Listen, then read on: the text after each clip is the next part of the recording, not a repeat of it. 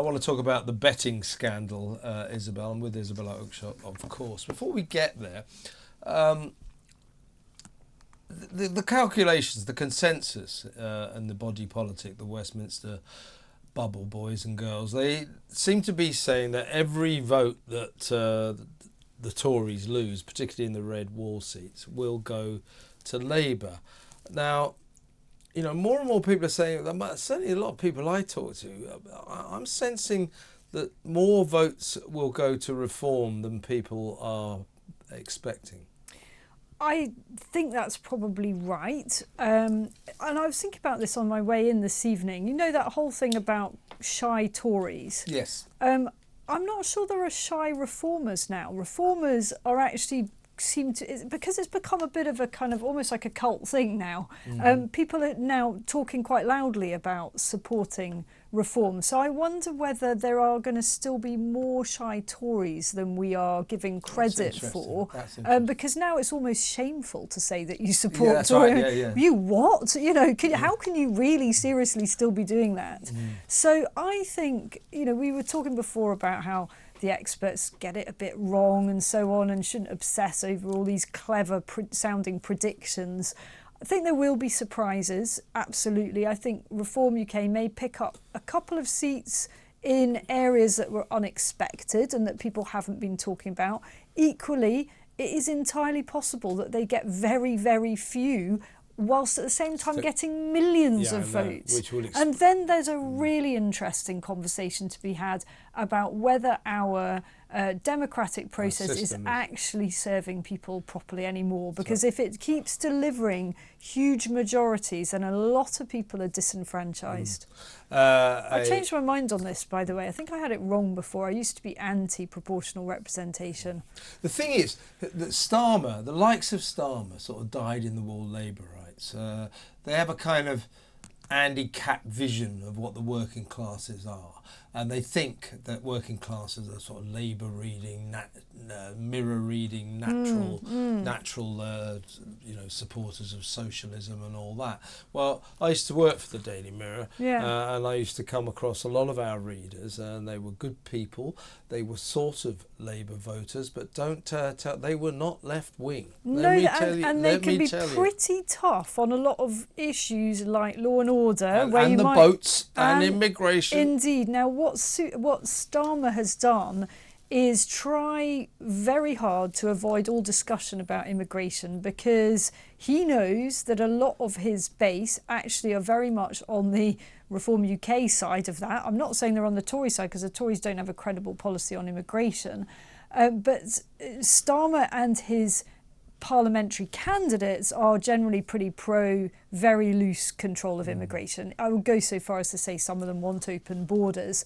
So that is not in tune with a lot of the Labour base. It may be in tune with the kind of Islington, cafe latte set in London, but not in those seats that you're talking about, where if they're targeting so-called working class voters, they'd be well out of step with that. Starmer's answer to that has been to avoid talking about it altogether. I think what's going to happen after he comes sweeping into power, the boats keep on coming, the numbers keep on coming in legally, and very quickly you are going to see massive disillusionment with a Starmer regime. Yeah, good point. And what was it, 2 days ago? 882 migrants, asylum seekers, came across the channel illegally, the biggest number this year, bringing the total for the 6-year migrant crisis to about 126,000.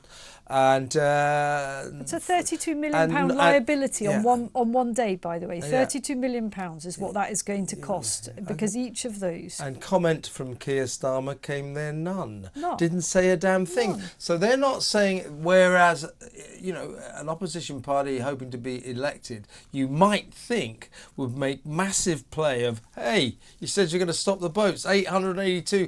They're not saying anything because they know that when they get into power, it will be much worse under them. It will be all through the summer. It will be, absolutely. And people are going to get very, very angry about that. The Labour silence on the migrant crisis is definitely... Well, trust me, we here at TalkTV and Talk Radio will be continuing to hold whoever is in power to account on that issue, because I think millions of people up and down the country, when they see these fit young men coming across without their wives, without their loved ones, without the children, supposedly fleeing war and terror, I think most of us think, hang on a minute here. Yeah, and may I just repeat that well-known fact: there is no war, there is no terror, there is no torture. Nothing in France, yeah. where they're coming from.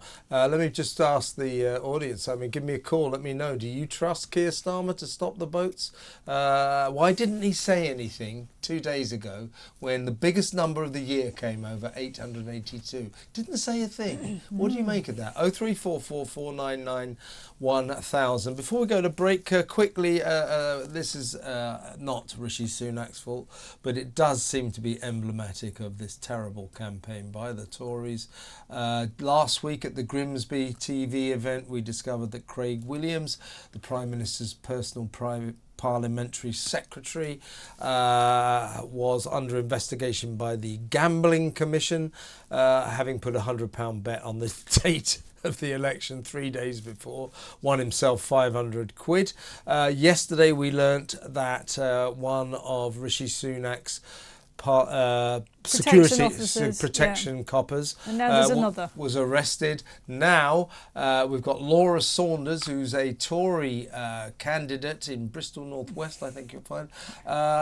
She is the wife of Tony Lee, who is the Conservative campaign director. He's the chief of this excellent campaign, and she now is also at the centre of a Gambling Commission probe. I mean, really, so I hardly know what to say. The trouble is the absolute stench of corruption here. The chances are they probably haven't done anything illegal. Weirdly, the law around this, it actually almost allows for insider trading on political betting, but that almost doesn't matter. Whether they technically did or didn't break the law, whether they end up facing any kinds of charges. It is that whole stench of corruption, isn't it, that surrounds this, and the kind of disbelief that voters will have that this could possibly have happened. And by the way, you know why it was probably only £100? Because the bookmakers won't take big bets on political stuff. I bet if they could have, then those in the know might well have actually had a bit more than a little flutter, as they put it. Yeah, so we don't know the veracity of these charges against everyone, but in terms of the allegations, I would suggest to Craig Williams, Laura Saunders, and this copper. Next time you get into a position like this, what you do is, and I don't know why I'm giving it advice on how to commit crimes, but what you do is you give it to a mate. You give the money to a mate so it can't be traced back to you. And then they give you the winnings. That's what you do. Yeah. That's what you do.